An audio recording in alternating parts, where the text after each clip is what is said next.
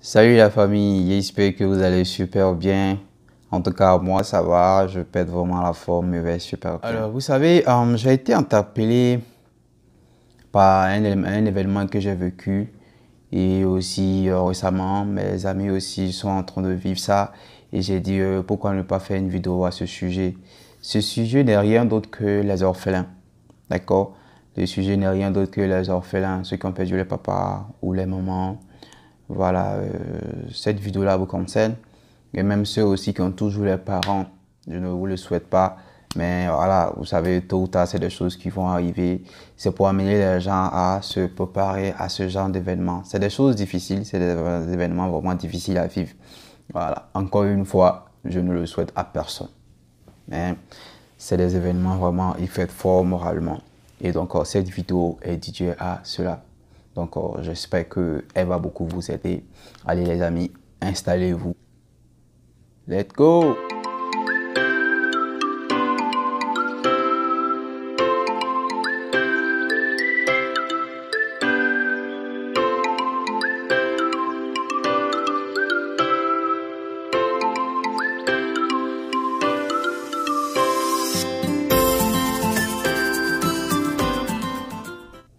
Alors, salut les amis, c'est votre frère Yves et la chaîne c'est Yves USA pour ceux qui viennent de nous prendre en marche. Voilà, abonnez-vous et n'oubliez pas d'activer la cloche de notification. Ici, on partage les expériences, on parle de la green card, on parle des études aux États-Unis, la vie aux États-Unis, comment s'intégrer, on parle un peu de tout.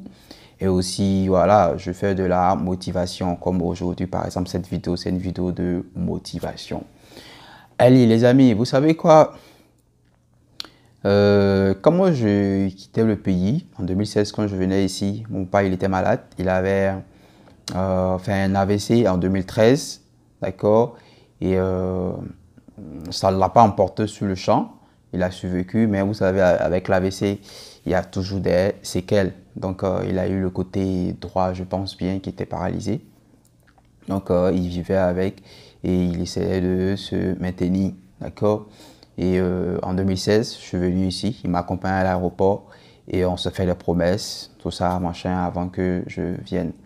Et 6 mois après mon arrivée ici, malheureusement, il s'en est allé, il est décédé. Vous savez, c'est des événements, il faut les vivre pour les comprendre. C'est des événements, il faut... Voilà. Un ami peut vivre ça, tu vas le soutenir, ah, sois fort, tout ça, tout et tout. Mais si toi-même tu ne l'as pas vécu, tu ne peux pas, honnêtement, tu ne peux pas savoir ce que c'est. D'accord? Alors, on va parler aujourd'hui de tout ça et on va aller étape par étape et les différents cas de figure qui vont s'offrir à vous dans ce genre de situation. Alors, d'entrée de jeu, je voulais présenter toutes mes condoléances à tous ceux qui ont perdu les papas, les mamans. Vraiment, courage à vous, famille. C'est des choses vraiment difficiles. Seul Dieu peut vous consoler. Seul Dieu peut vous consoler. Alors, pour ceux aussi qui sont en train de suivre cette vidéo, ne dites pas que voilà, je sais m'apaisantir sur la tristesse, tout ça, machin. Non, non, non, il faut motiver. Il faut avoir vécu ça pour comprendre vraiment le sens de cette vidéo. Il faut avoir vécu ça pour comprendre qu'est-ce que cette vidéo-là peut apporter à cette personne. D'abord, vous savez, quand vous perdez votre père ou votre mère, vous perdez d'abord l'amour de votre parent, enfin je veux dire de votre papa ou de votre maman. Vous savez, il y a une complicité là qui est là. Moi, j'ai perdu mon père. Vous savez, mon papa était mon meilleur ami. Vous savez que dans la famille, il y a des gens qui ont des difficultés à échanger avec les papas. Quand le papa est au salon, lui est dans la chambre. Quand lui est au salon, enfin, quand le papa est dans la chambre, lui il est au salon. Ça là, maintenant, lui il peut sortir. Il y a une sorte de cache-cache ou bien une sorte de jeu du chat à la souris entre le père et l'enfant, tout ça. Moi, mon papa, non, non. Quand on dit mon papa en train de venir, c'est là, mais moi, je cherche à venir aussi vers lui parce que c'était mon meilleur ami. D'accord? Quand mon père était en déplacement, il était en voyage, je l'appelais tout le temps. Mais tu rentres quand? Tu viens quand? Tout ça. Tellement j'étais pressé de le retrouver. Mon papa, c'était mon meilleur ami. Je ne sais pas comment je vais vous expliquer ça. Avec mon papa, j'abordais tous les sujets. Même étant jeune déjà, mon papa me préparait déjà à la vie de jeune garçon, à la vie de relation avec les filles, tout ça, machin. Mon papa, il me parlait de tout. D'accord? Mon papa avait souvent des malentendus avec ma maman, c'est comme dans toutes les familles, tout ça. Et nous, on trouvait que c'est lui qui avait tort, en fait. Il dit non, non, quand vous allez grandir, vous allez savoir ce que c'est. Et il nous expliquait, il nous partageait ses expériences. En tout cas, moi, j'ai appris beaucoup de choses auprès de mon papa. J'ai appris vraiment beaucoup de choses.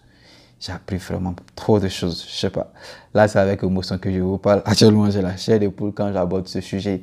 Mais je veux m'appesantir sur l'amour que mon père avait pour moi. Mon père m'a tellement aimé. Et c'est l'un des événements qui m'a beaucoup marqué. Là, j'étais au CM2. Je vais faire l'effort de ne pas pleurer, d'accord? J'étais au CM2 et j'étais major de ma promotion. D'accord, j'étais major de la promotion. Et à l'époque, c'était le prix Charles Bonza d'Envahi. Si je prononce bien le nom, c'était le ministre de tutelle à l'époque, le ministre Charles Bonza d'Envahi. Et il récompensait les meilleurs élèves des différentes écoles à travers la Côte d'Ivoire. Et vers la fin de l'année, chaque année, il faisait le tour du pays et on primait, d'accord, les meilleurs élèves. Alors, je précise que je suis ivoirien, donc c'était en Côte d'Ivoire. J'étais à Touba à l'époque, dans la région du Bafing, au nord de la Côte d'Ivoire. Et voilà, on m'a dit, écoute, voilà, tu es major de la promotion de cette école, donc voilà, tu vas recevoir le prix du ministre. Et vous savez, tôt le matin, mon père m'a réveillé. Allez, mon fils, tu sais que c'est aujourd'hui, tu dois recevoir le prix, tout ça, machin. En tout cas, il faut te saper. Mon père veille à ce que je sois bien habillé. Le mec qui m'a habillé, tout ça, machin. Et il m'a accompagné. Vous ne pouvez pas comprendre. Quand votre papa est fier de vous, vous ne savez pas ce que ça peut vous faire. Cet effet-là, qu'est-ce que ça peut vous faire. Vous ne pouvez pas comprendre. Mon père m'a accompagné. Et au moment où on donne les prix, l'enfant est censé partir seul. Et il reçoit le prix du ministre, il prend une photo avec lui, tout ça, machin. Mon père a refusé qu'il n'y ait pas de seul. Mon père a voulu être à mes côtés, il m'a accompagné. Et les gens ont dit non, non, l'enfant va seul. Il dit non, non, c'est mon petit, c'est mon fils. C'est mon fils, je veux partir avec lui. Vous imaginez depuis la classe de CM2, c'est un souvenir qui est là. Je ne peux pas oublier. J'ai compris que je représente beaucoup pour ce monsieur. Et c'est des choses qui vous motivent et qui vous amènent toujours à vous surpasser. Il est fier de ça. Ok, je vais encore faire mieux que ça. Il est fier de ceci. Je vais encore faire mieux que ça. Et en venant aux États-Unis, je me suis promis beaucoup de choses. Et je me suis dit, ok, à tel moment, il faut que je fasse ça pour mon papa. À tel moment, il faut que je fasse ça pour mon papa. Et malheureusement, il s'en est allé. Malheureusement, il est parti. Voilà, c'est la vie. Il faut faire avec. Et puis voilà, il faut aller de l'avant. Donc, ceux qui ont perdu leurs parents, je sais ce que vous vivez. C'est que vous vivez. Seul Dieu peut vous consoler. Soyez forts, les amis. Soyez forts. Alors, et aussi, il y a le fait que souvent, quand tu perds ton papa, mais tu perds ta maman, ils sont loin. Toi, tu es aux États-Unis. Et généralement, moi, mon cas, par exemple, je venais d'arriver. Je ne travaillais pas encore, je faisais rien. Et voilà, c'était compliqué. C'était compliqué. Tu peux aller au pays. Parce que voilà, parce que ce sont des obsèques. Tu vas partir encore, tu seras encore une charge. Ou encore les obsèques, ça demande de l'argent, tout ça, beaucoup de choses. Je ne pouvais pas partir. Et moi-même, mes amis qui ont perdu leurs parents récemment, je ne vais pas citer les noms, on est dans le cas du coronavirus, tout ça, machin et autres, ils ne peuvent pas aussi partir. Ils ne peuvent pas partir. Vous voyez? Parce que là, les frontières sont fermées, tout ça, machin, c'est compliqué, tout ça. C'est des situations, je vous le dis, c'est difficile. Non seulement tu l'as perdu, tu es loin et tu ne peux pas aller assister. C'est vraiment compliqué. C'est des choses vraiment, il faut les vivre pour comprendre. Il faut les vivre, les comprendre. Et voilà, il y a aussi les promesses que vous vous êtes faites. Vous voyez, voilà, tu es parti aux États-Unis, il faut que tu fasses ça pour ta famille, il faut que tu fasses ça pour tes frères, il faut que tu fasses ceci, il faut que tu atteignes tel niveau. Tu dis, papa, ok, il n'y a pas de souci, je vais faire ça. Et puis vous voyez, il part comme ça, sans voir tout ce que vous allez faire, ou bien sans voir ce que vous êtes en train de devenir maintenant, tout ça. C'est des choses, c'est difficile. C'est difficile. C'est difficile. Mais alors, pour ces personnes-là, voici ce que je vous conseille, ou encore voilà pourquoi je fais cette vidéo.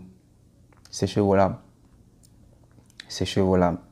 Séchez vos larmes et passez en revue toutes les promesses que vous êtes faites et dites-vous, s'il était là, qu'est-ce qu'il attendait de moi? Ou bien de là où il est, qu'est-ce qu'il attend de moi?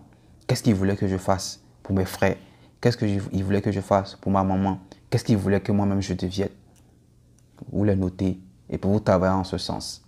Vous allez voir que plus vous travaillez en ce sens, plus non seulement vous serez fiers de vous, vos frères et soeurs, votre maman ou bien votre père, dans le cas où c'est la mère qui est décédée ou bien c'est la mère qui est décédée, voilà, vice versa, ils seront fiers de vous. Et je sais que de là où aussi il ou elle est, il sera ou bien ils seront fiers de vous. Et c'est ça qui peut vous apporter la paix du cœur. Donc, travaillez en ce sens. Ah, s'il était là ou bien si elle était là, qu'est-ce qu'elle attendait de moi? Et travaillez en ce sens. Que ça soit votre seule motivation. Que ça soit votre seule motivation. Et aussi, musulmans, chrétiens, tout ça, machin, demeurez dans la prière. Parce que c'est ça aussi qui va vous accompagner. C'est ça qui va vous motiver. C'est ça qui va vous maintenir. Parce qu'à un moment donné, tu as envie d'abandonner. À un moment donné, tu te dis, mais je me bats, c'est pour être la fierté de mes parents. Il n'est pas là ou elle n'est pas là ou encore ils ne sont plus là. À quoi ça sert? Pourquoi encore faire ça? Non, non, non, non, non. Ami, il y a longtemps que tu as lutté. Dans ma première vidéo sur cette chaîne, je dis, depuis derrière les spermatozoïdes, là, tu as lutté parmi les 300 à 400 millions pour aller devenir un fœtus. Tout ça, machin. Donc, tu viens déjà de loin. Ce n'est pas le moment d'abandonner. Et voilà, c'est sur cette partie-là, je vais terminer l'abandon. Il ne faut jamais abandonner. Il ne faut jamais abandonner. Juste à cause d'eux. À cause de lui ou elle ou d'eux. Il ne faut jamais, jamais abandonner. Ah là, si tu fais ça, là, ils seront vraiment découragés de toi. Ils auront encore plus mal de là où ils sont ou encore de là où il est ou elle est.